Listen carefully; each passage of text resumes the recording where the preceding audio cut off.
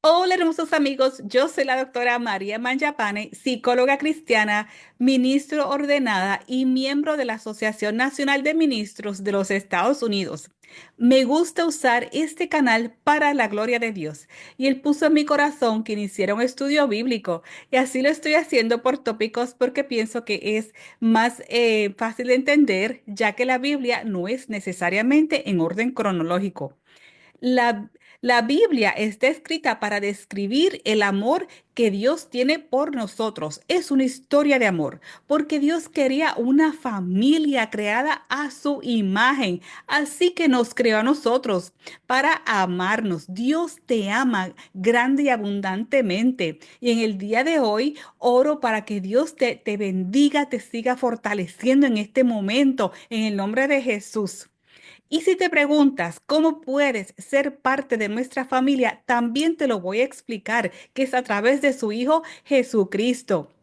Te invito a que te suscribas al canal si no lo has hecho, a que le des me gusta también al video para que así el algoritmo se lo demuestre a más personas sepan cuánto Dios las ama. En el día de hoy, continuando el estudio bíblico, voy a hablar sobre el libro de Éxodo, que esto ocurre luego de que el patriarca José muere. Entonces quedan las 12 tribus que ya se han multiplicado en Egipto. ¿Y qué es lo que les pasa ahora que José muere y que se levanta un nuevo faraón? Mantente conectado para que veas qué es lo que pasas. Y también te invito a que vayas leyendo para par con tu Biblia para que así sepas todos los detalles de lo que está pasando. Primera de Corintios 15, 3 al 4 dice, en primer lugar, les he enseñado lo mismo que yo recibí, que conforme a las Escrituras, Cristo murió por nuestros pecados, que también conforme a las Escrituras fue sepultado y resucitó al tercer día. Juan 3:16, porque de tal manera amó Dios al mundo que ha dado a su Hijo unigénito para que todo aquel que en Él cree no se pierda, sino que tenga vida eterna. Romanos 10, 9 al 13. Si confiesas con tu boca que Jesús es el Señor y crees en tu corazón que Dios lo levantó de los muertos, serás salvo. Porque con el corazón se cree para alcanzar la justicia, pero con la boca se confiesa para alcanzar la salvación. Pues la escritura dice, todo aquel que cree en él no será defraudado, porque no hay diferencia entre el que es judío y el que no lo es, pues el mismo que es Señor de todos es rico para con todos los que lo invocan, porque todo el que invoque el nombre del Señor será salvo. Dios es amor. Primera de Juan 4:16. Dios te ama y quiere que pases la vida eterna con Él. Si murieras mañana, ¿sabes a dónde irías? Bueno, debes ir al cielo porque es tu hogar y fuiste creado para ello. El camino de regreso a casa es aceptando a Jesús como tu Señor y Salvador. Cuando seas salvo, Jesús te llamará amigo. En contraste con el cielo, hay un lugar llamado infierno que fue creado para Satanás, los ángeles caídos y sus demonios. Tristemente, Satanás está seduciendo a la gente con mentiras y algunas personas están cayendo en la trampa y pueden ir al infierno cuando no fue diseñado para la gente. Los pasos para la salvación los tengo divididos en 4 pasos. El número 1 es arrepiéntete de tus pecados. Dios te conoce.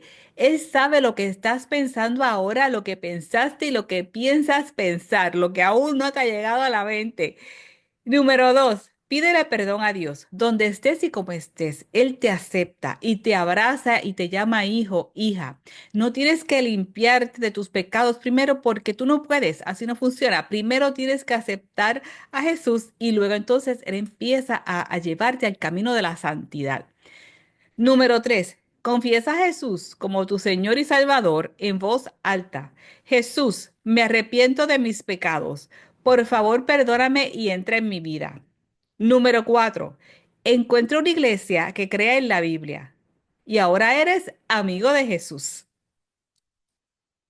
Jesús viene pronto. Jesús dijo que Él regresará por su pueblo en lo que se llama el rapto o de la palabra griego harpazo, donde nos encontraremos con Él en las nubes y recibiremos nuestros nuevos y gloriosos cuerpos.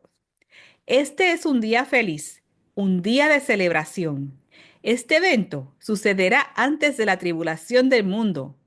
Como creyentes, no estamos designados para la ira de Dios, que vendrá a la tierra como la tribulación cuando el anticristo se levante. Y hay precedentes de que es así, de que Dios no nos apunta a su ira, a los creyentes, a sus hijos, a los que hemos aceptado a su hijo. Y los precedentes son Noé, cuando el diluvio, que él salvó, rescató. Esto es una misión de rescate, aunque mucha gente diga que no, es una misión de rescate y así es que dice Jesús, que es ese rescate. Entonces, Noé fue rescatado del diluvio y de la ira de Dios. Y número dos, Lot y su familia fueron rescatados literalmente cuando se fue a destruir Sodoma y Gomorra. Así que en el evento de que antes de que ocurra la tribulación del mundo que está descrita en Apocalipsis, nosotros seremos rescatados. ¿Qué hacer mientras tanto? Continuar viviendo tu vida, ser alegre. Si estás casado, casado, continúa con tu familia, haciendo tus planes. Si vas para la universidad, sigue tu plan de universidad, termina tu carrera, comienza tu trabajo. Continúa viviendo tu vida y haz el bien. Yo escuché una persona decir que planeemos nuestra vida como si Jesús fuera a venir en 100 años, pero que vivamos como si fuera a venir mañana. Eso es muy sabio y así nos mantenemos haciendo lo que Dios nos dijo en esta tierra, porque para eso nos puso aquí, para vivir, pues para seguir haciendo las cosas que nosotros tenemos, sea familia, sea trabajo, siguiendo los ministerios. Entonces, lee la Biblia, muy importante. Aquí hay un código QR en pantalla que lo puedes escanear y te da acceso a una aplicación que tiene una Biblia gratis. Te dejo recomendaciones para comenzar, que son Primera de Tesalonicenses 4 16 al 17, Primera de Tesalonicenses 5 4, Primera de Corintios 15 51 al 52, Apocalipsis 3 10, Romanos 10 9 y Juan 3 16. Me gustaría hacer un resumen de los estudios bíblicos que he estado describiendo hasta el momento en este canal antes de comenzar entonces en Éxodo, porque Éxodo es una transición grande y bien importante. Así que voy a hacer un resumen desde Génesis hasta José, muy brevemente, para que así refrescarnos la memoria y si no la has visto, invitarte a que veas desde Génesis los estudios que he hecho que están súper, súper interesantes. Cuando comenzamos a leer en Génesis, se nos presenta un panorama en donde la tierra está baldía y vacía. Entonces, vamos a ver que Dios no la creó así, porque lo que Dios crea es perfecto y bueno y hermoso. Así que estaba en esas condiciones de baldía y vacía por la desobediencia de Lucifer, que luego se convirtió en Satanás, que este es el ángel caído, que fue creado hermoso y le servía a Dios y luego se rebeló porque él quería estar también donde estaba el trono de Dios. Se puso celoso cuando él descubrió el plan de que Dios tenía de crear al hombre.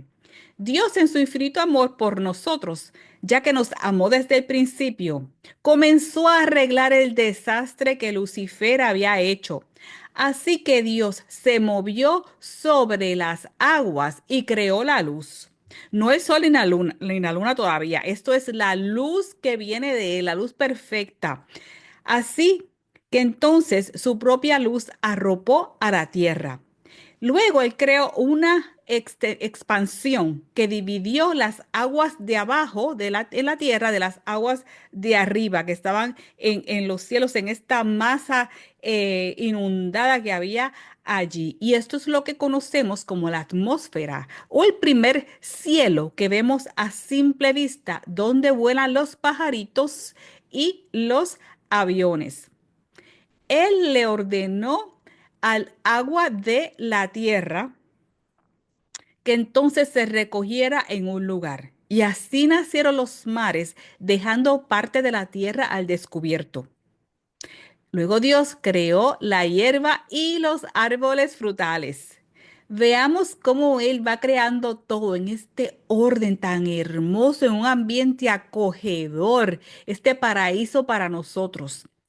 Luego creó las lumbreras llamadas sol y luna. Ya que estaban la hierba y los arbolitos frutales, hay que entonces crearle el sol para que les dé esa energía para ellos crear su fotosíntesis y su alimento. Y la luna también porque en la noche eso es parte de del ciclo de la fotosíntesis. Luego creó las aves y animales del mar. Entonces creó los animales terrestres, cada uno con su género. Y eso no se puede mezclar genéticamente. Hay un orden perfecto. Los animales fueron creados según su género y especie. Dios fue muy claro desde el principio en hacer cada uno según su género. Y leemos que quiere hacerlo bien, bien claro, y lo repite varias veces en esos versículos de Génesis. Por ejemplo, el perro es del género Canis y la especie es Canis familiares. Otros animales del género Canis son los lobos y coyotes, por ejemplo. Hay otros más. Las especies del género Canis se pueden cruzar entre sí, pero no los géneros. Ahí queda marcado y claro que cada género y especie es separada desde el principio, porque Dios lo diseñó así. Por lo tanto, un género no muta a convertirse en otro género.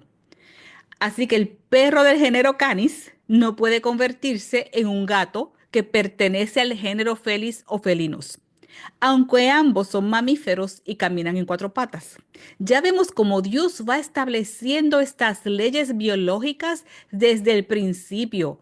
Por lo tanto, Dios no necesitó a un simio o a una sopa de células para crear al hombre. El pobre simio ya estaba creado cuando crearon a los animales terrestres, a los monitos, a los simios, a los gorilas hermosos. Este, y ellos tienen su género, y entonces esto no va con el género humano para nada, así que no vino de ahí.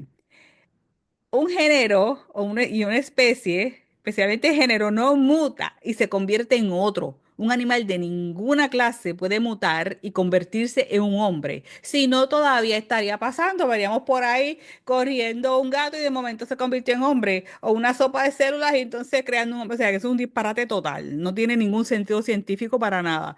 Y lo digo porque a mí me gusta la ciencia y mi educación de bachillerato es en química y maestría es en farmacia.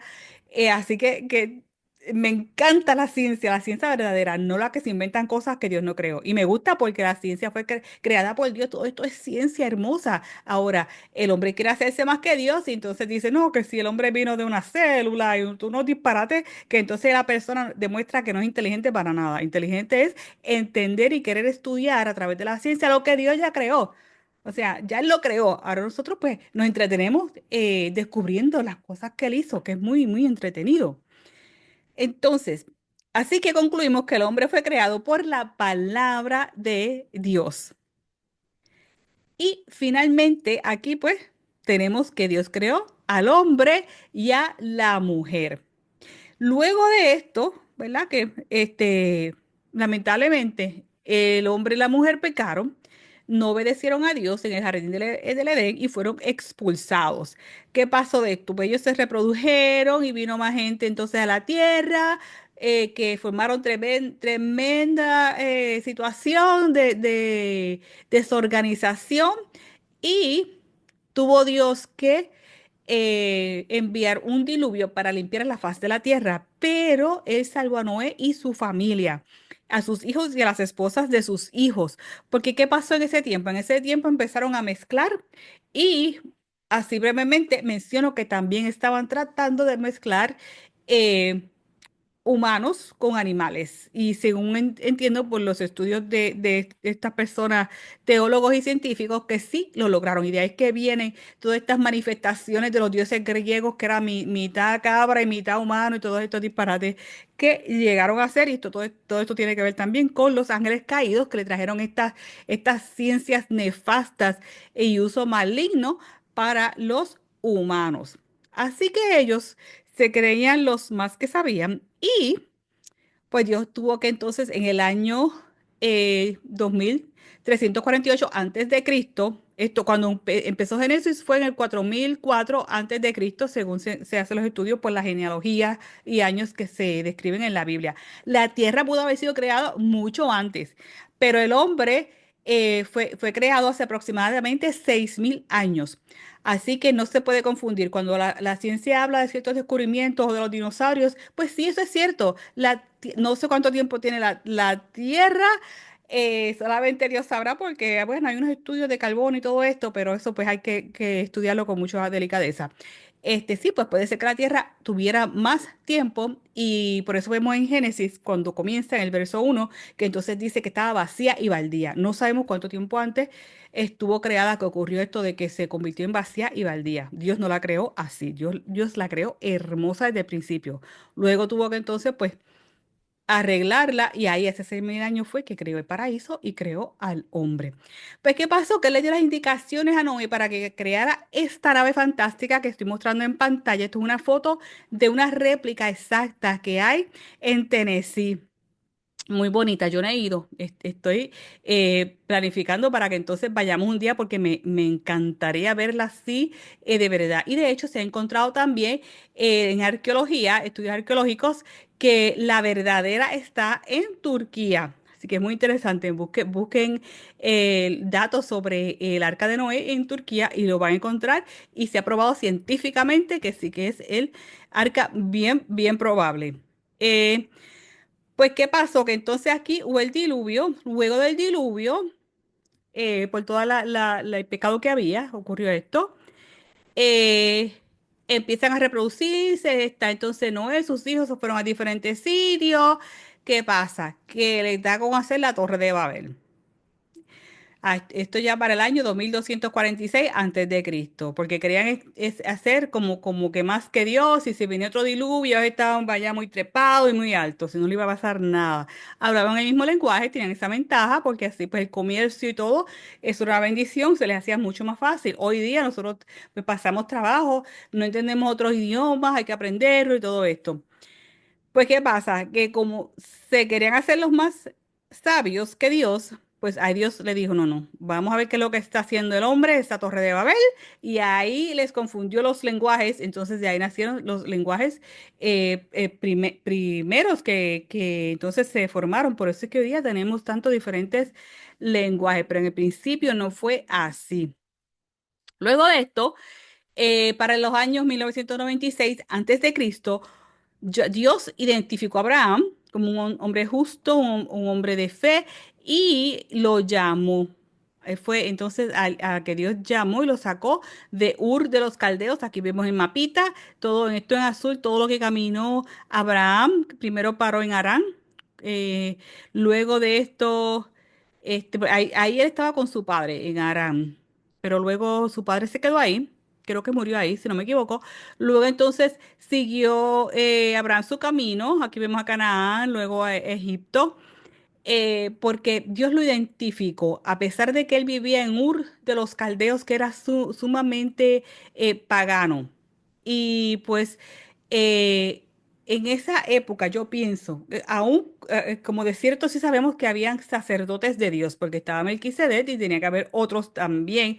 Y entonces, por ejemplo, también cuando se menciona a Jethro, el suegro de Moisés, luego en la historia que tenemos en la Biblia, pues sabemos que había sacerdotes por la tierra, en donde pues no sé exactamente todo lo que habían, pero sí tenemos datos en la Biblia de estos dos, pues tiene que haber más. Así que yo me imagino que Abraham habrá tenido interacción con alguno de ellos. Él tiene que haber aprendido sobre Dios de alguna manera. Cuando Dios lo llamó, ya él sabía, él tenía ese corazón preparado. Entonces, él fue muy obediente. Y Abraham, en sus años ya de casi 100 años, él tuvo entonces a Isaac. Isaac tuvo a Jacob y de Jacob nacieron las 12 tribus. Y Dios le cambió el nombre a Jacob, de Jacob a Israel. Pues, ¿qué pasa? De entre los 12 hijos que tuvo Jacob, estaba José, que era uno de los más pequeños, y sus hermanos se pusieron celosos, entonces lo vendieron como esclavo y terminó en Egipto, pero sabemos la historia que entonces José terminó siendo gobernador de Egipto y ayudó luego a su familia, se los trajo a todos ellos, los 70 descendientes de Jacob, Israel, se los llevó para Egipto. Y ya había una profecía de que ellos iban a ir a Egipto y también la profecía dice que iban a pasar 400 años de no muy bien en Egipto.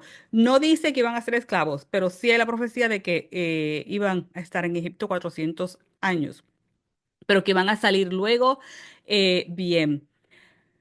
Pues, ¿qué pasa entonces? Que aquí tenemos a José.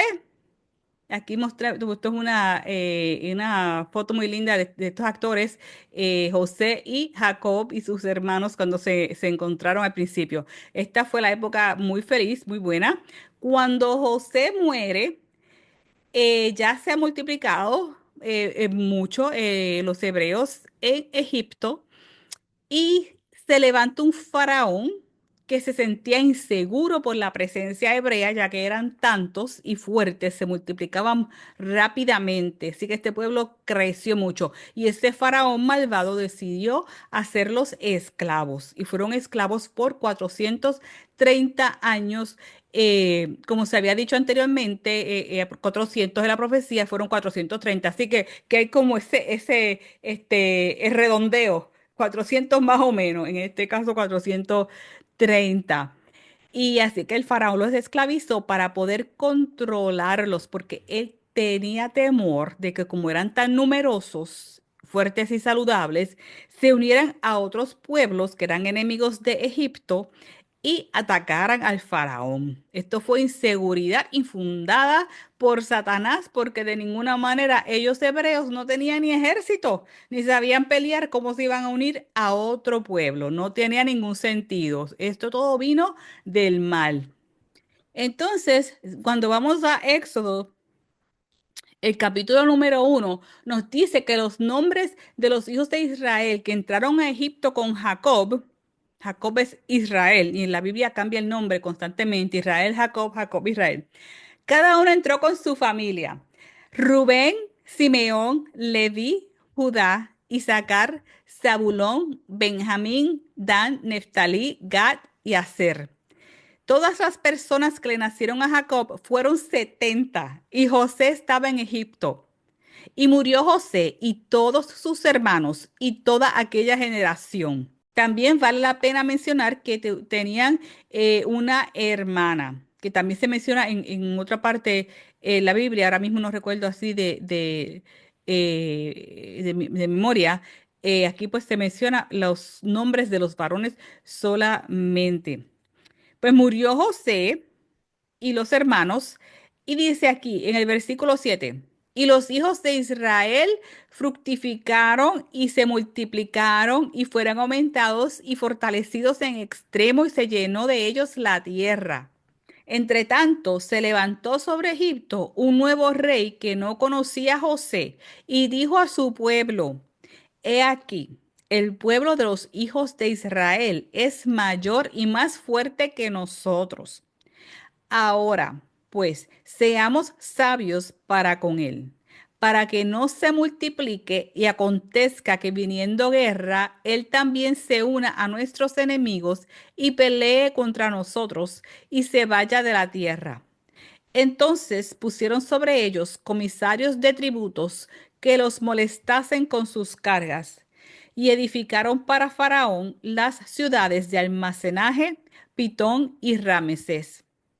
Pero cuanto más los oprimían, tanto más se multiplicaban y crecían, de manera que los egipcios temían a los hijos de Israel. Y los egipcios hicieron servir a los hijos de Israel con dureza, y amargaron su vida con dura servidumbre, en hacer barro y ladrillo, y en toda labor del campo, y en todo su servicio, al cual los obligaban con rigor.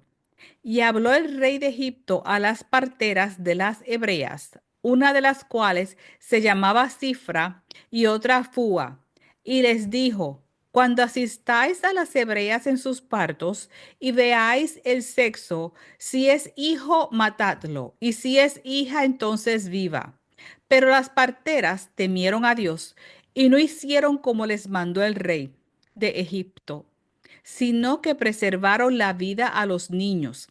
Y el rey de Egipto hizo llamar a las parteras y les dijo, ¿por qué habéis hecho esto? ¿Qué habéis preservado la vida a los niños? Y las parteras respondieron a Faraón, porque las mujeres hebreas no son como las egipcias, pues son robustas y dan a luz antes que la partera venga a ellas. Y Dios hizo bien a las parteras. Y el pueblo se multiplicó y se fortaleció en gran manera. Qué lindo es nuestro Señor, nuestro Dios, que los siguió protegiendo a pesar de las maquinaciones maléficas de ese faraón. Y por haber las parteras, en el versículo 21, temido a Dios, él prosperó sus familias. Entonces Faraón mandó a todo su pueblo, diciendo, echad al río a todo hijo que nazca y a toda hija preservad la vida. A la verdad que este faraón era súper maléfico. Así que entonces él no quería a la gente egipcia, porque, perdón, a los hebreos le tenía miedo porque eran más numerosos. Y así que él trató con las parteras que mataran a los niños varones, luego entonces con los egipcios, y de ahí es que van a ser Moisés el que va a llevar el pueblo de Egipto a la libertad, el pueblo hebreo a la libertad. Así que esto va a ser para el próximo capítulo, en donde estaré hablando sobre la vida de Moisés, el libertador de los hebreos. No te lo pierdas. Gracias por conectarte, que Dios te bendiga y tengas un lindo día.